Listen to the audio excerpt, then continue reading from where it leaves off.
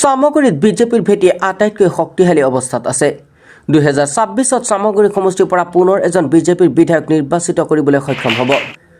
আজি দাবী উত্থাপন কৰিছে নগাঁও জিলা বিজেপিৰ সম্পাদক জিতু বৰা। আজি সামগ্ৰী সমষ্টিৰ অন্তৰ্গত গৰাজান মণ্ডলৰ বৰ্ধিত কাৰ্যনিৰ্বাহক সভাত বিশিষ্ট অতিথি হিচাপে বক্তব্য ৰাখি আৰু কয় যে 2026ত অসমত আকৌ বিজেপি মিত্ৰজোঁট চৰকাৰ হ'ব আৰু ডক্টৰ হিমন্ত বিশ্ব শৰ্মা পুনৰ অসমৰ মুখ্যমন্ত্ৰী হ'ব। সামগ্ৰী সমষ্টিৰ গৰাজান মণ্ডলৰ সভাপতি বিপ্লৱ তৰফদাৰৰ পৌৰহিত্যত লাওগাঁও হাইস্কুল প্ৰেক্ষাগৃহত অনুষ্ঠিত হোৱা সভাত সামগ্ৰী সমষ্টিৰ শাসকীয় দলৰ সকলো ভাতৃ ভগ্নী সংগঠনৰ শীৰ্ষ পৰ্যায়ৰ নেতৃস্থানীয় মুৰব্বীসকল উপস্থিত থাকে। তাৎপৰ্যপূৰ্ণভাৱে আজিৰ সভাত কেইবাজনো বক্তাই বক্তব্য দাঙি ধৰিছে আৰু 2026ৰ নিৰ্বাচনত কোনো কাৰণতে যাতে সামগ্ৰী সমষ্টি মিত্ৰ দলক এৰি দিয়া নহয় তাৰ বাবে সজোৰে দাবী উত্থাপন কৰা দেখা গৈছে।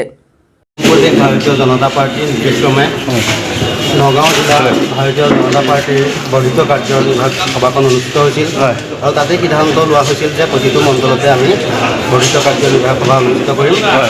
সেই নিৰ্দেশনাৰ ভিত্তিতে আজি সামগ্ৰী সমষ্টিৰ অন্তৰ্গত গৰাজান মণ্ডলত বৰ্ধিত কাৰ্যনিৰ্বাহক সভাখন অনুষ্ঠিত হ'ল।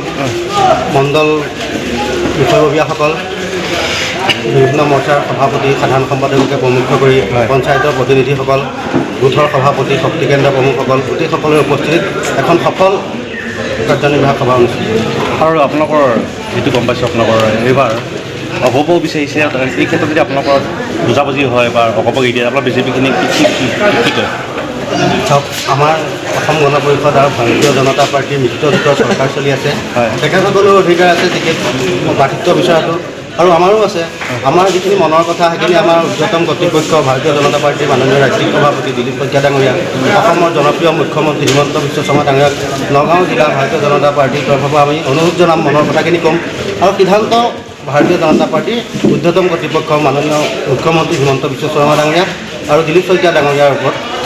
আৰু আপোনালোক যথেষ্ট নগাঁও জিলাৰ সামগ্ৰী সমষ্টিত গাছ লেভেলত বিজেপি সাংগঠনিক স্থিতি যথেষ্ট শক্তিশালী ওপৰত থৈ দিছে, এই ক্ষেত্ৰত কি ক'ব? বিগত বাই ইলেকশ্যনৰ পিছৰ পৰাই সামগ্ৰী সমষ্টিত আমাৰ ভাৰতীয় জনতা পাৰ্টীৰ সংগঠন অতি সুদৃঢ়, অতি শক্তিশালী হৈ পৰিছে। মাননীয় জনপ্ৰিয় বিধায়ক, অসম প্ৰদেশ ভাৰতীয় জনতা পাৰ্টীৰ সাধাৰণ সম্পাদক দিব্যৰঞ্জন শৰ্মা ডাঙৰীয়াৰ নেতৃত্বত তেখেত বিধায়ক হোৱাৰ পাছৰে পৰা আৰু আমাৰ দুয়োজন মণ্ডল সভাপতি বিপ্লৱ তৰফদাৰ ডাঙৰীয়া আৰু সামগ্ৰী মণ্ডলৰ আৰিফুল কালাম ডাঙৰীয়াৰ সুদৃঢ় নেতৃত্বত ভাৰতীয় জনতা পাৰ্টীয়ে একেবাৰে বুথ পৰ্যায়ৰ পৰা একদম মণ্ডল পৰ্যায়লৈকে সুদৃঢ় ৰাজনৈতিক ভেটি বনাবলৈ সক্ষম হৈছে। এই সুবাদতে মই দুই মণ্ডল সভাপতি প্ৰমুখে মণ্ডলৰ বিষয়ববীয়াসকলক ধন্যবাদ জনাইছোঁ। ধন্যবাদ। সুন্দৰ 99% উপস্থিতি আজি আমাৰ বৰ্ধিত কাৰ্যনিৰ্বাহক সভা অনুষ্ঠিত হয়েছিল।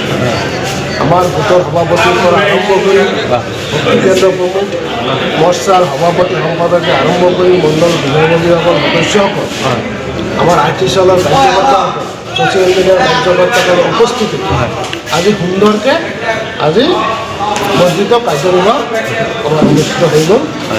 আৰু এখন আগতে যি আমাৰ নিৰ্বাচন আহিছে বিধানসভা নিৰ্বাচন, তাৰ আগত শেষৰখন কাৰ্যনিৰ্বাহক সভা, এইখন আমাৰ শেষৰখন কাৰ্যনিৰ্বাহক সভা আৰু আমি প্ৰত্যেক কাৰ্যকৰ্তা একত্ৰিত হৈছোঁ আৰু শক্তিশালীভাৱে আমি সামগ্ৰী সমষ্টিৰ অন্তৰ্গত গৰাজান মণ্ডলত প্ৰত্যেক কাৰ্যকৰ্তাই আজি টঙালি বান্ধিছে।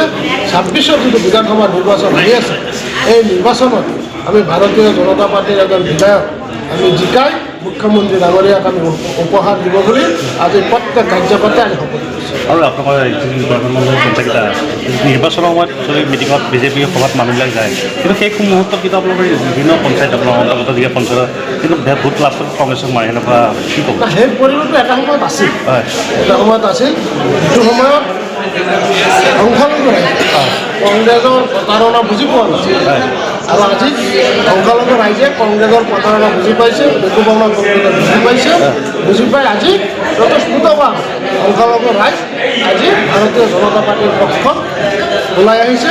আমাৰ সামগ্ৰী সমষ্টি জনপ্ৰিয় বিধায়ক বিপ্লৱৰঞ্জন শৰ্মা ডাঙৰীয়াৰ প্ৰচেষ্টাত, বিপ্লৱৰঞ্জন শৰ্মা ডাঙৰীয়াৰ নেতৃত্বত যি বিকাশ আজি সামগ্ৰীয়ে ঘটিবলৈ পাইছে,